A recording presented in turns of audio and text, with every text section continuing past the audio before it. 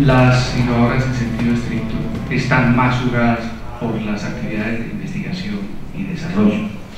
Y en la mitad estarían las empresas innovadoras en sentido amplio, que le juegan mucho a la compra de maquinaria y equipo y sobre todo a muchas actividades que están asociadas con adaptarlas a las condiciones de su medio,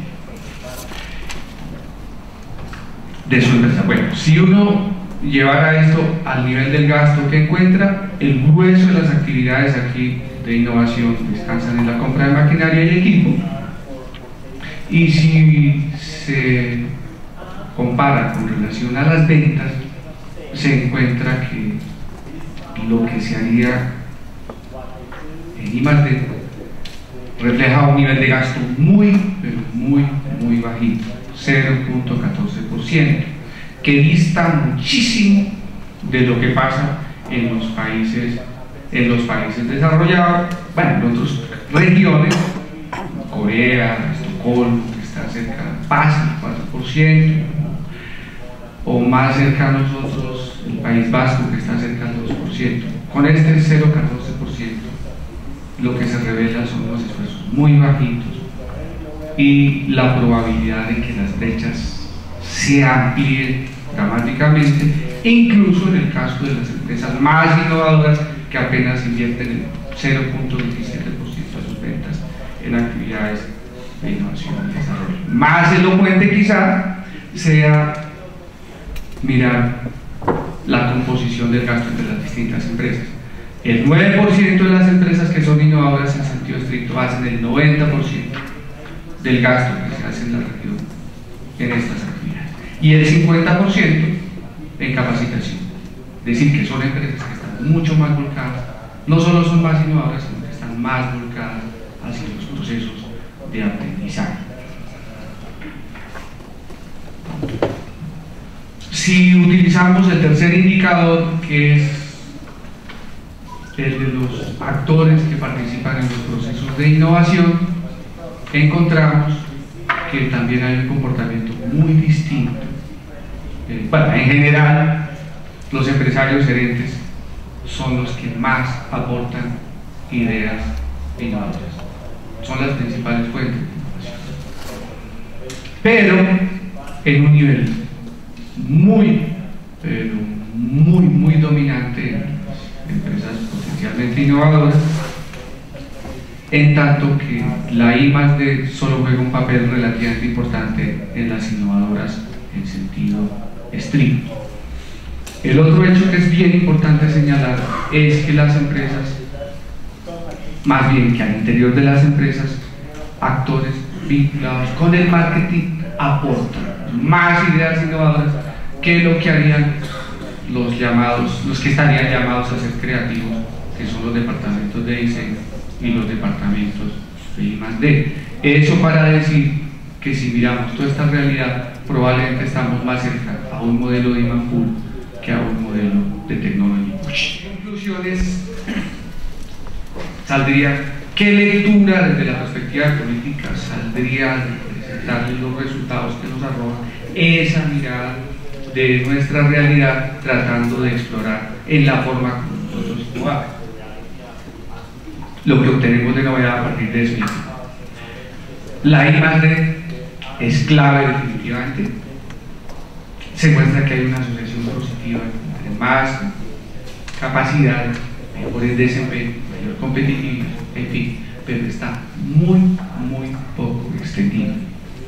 Las formas de innovación predominantes, ya lo vimos, son la adopción y la adaptación, actividades como la ingeniería, el marketing, el diseño, más que la I+D y actores vinculados con esas actividades.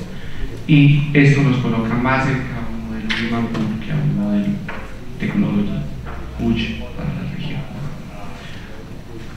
Si una política abstrae esa realidad, esa heterogeneidad que nosotros tenemos en las formas de innovar, que viene tanto porque hay distintos grados de desarrollo de las capacidades de innovación de las empresas, como por el hecho de que los modelos de innovación, en unas industrias más que en otras, por supuesto, están más cerca al demand pull que al technology push.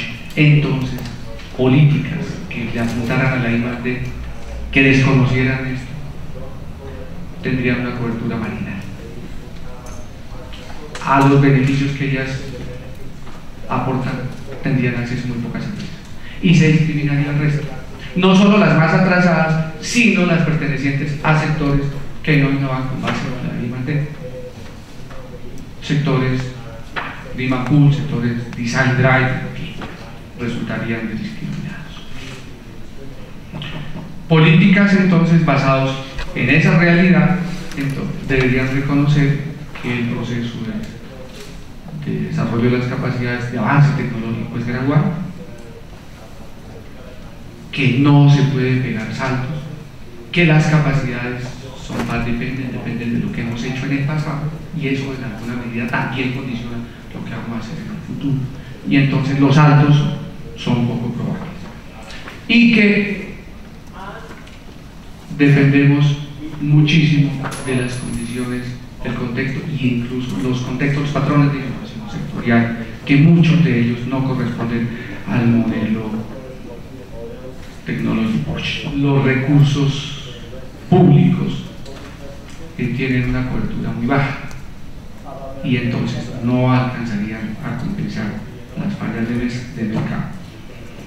Si uno pone lupa en cada una de las fuentes, encontraría que entidades como el SENA, como Conciencias, que son centrales dentro de la política, tienen una cobertura mínima, marginal, y que otros instrumentos como provenientes de la política más general, como las exenciones tributarias por compra de bienes de capital, incluso vía leasing, tuvieron un impacto muchísimo mayor.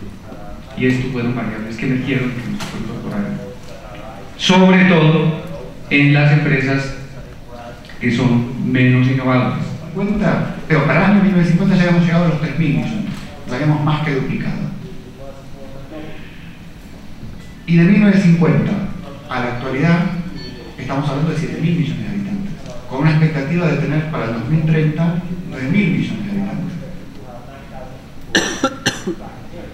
Primero, el problema que nos vamos a enfrentar, somos más. ¿Por qué somos más? Bueno, y acá recurro a otro proveedor de ideas. Fíjense la línea de pobreza. ¿Sí? En el mundo, el 19% de la población para el año 2000 estaba abajo de la línea de pobreza. Pero fíjense cuál fue el movimiento, que en el 70 era el 38%. Por lo tanto, nosotros tenemos un mundo más poblado con menos pobres. ¿Qué quiere decir? Más gente que come, más gente que consume, más gente que consume energía. La de energía ahora voy a volver porque insisto y remarco sobre esta posición. Fíjense cómo fue el movimiento de la población. A medida que crecía también se iba desplazando. Y las proyecciones nos siguen marcando. Esto al mismo tiempo también implica menos gente que se muere en edades más jóvenes. Entonces el crecimiento, ¿por qué tenemos más población? No solo porque nace más gente, sino porque vive más tiempo. Y esta es la proyección para el 2015. Nosotros, piensen que esa pirámide que sube es más consumo.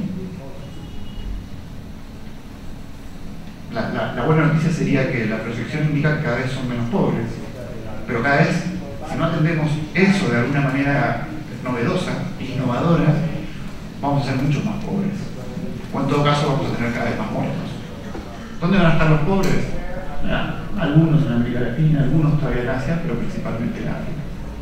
¿Quiénes son los que se corrieron y los nuevos consumidores del mundo? Los asiáticos. ¿Dónde se produce el alimento del mundo? En varios lugares, pero básicamente el potencial de crecimiento está en América Latina, Sudamérica principalmente. Entonces esto es un desafío y un escenario nuevo, sin entrar en contextos Fíjense cómo, cuando les decía que había aumentado la tasa de natalidad, o sea, es que hay gente más saludable que no solo se muere menos al inicio y vive más tiempo. Fíjense la bola grande, digamos, eso es Asia y el sur de Asia. Esto es África, América Latina y los países desarrollados. ¿Sí? Así estaba en 1975. Veamos la dinámica de cómo fue el movimiento a lo largo del tiempo y vamos a ver que se alinearon todos los países. Primero, todo cambió hacia mayor sobrevivencia infantil y mayor ingreso.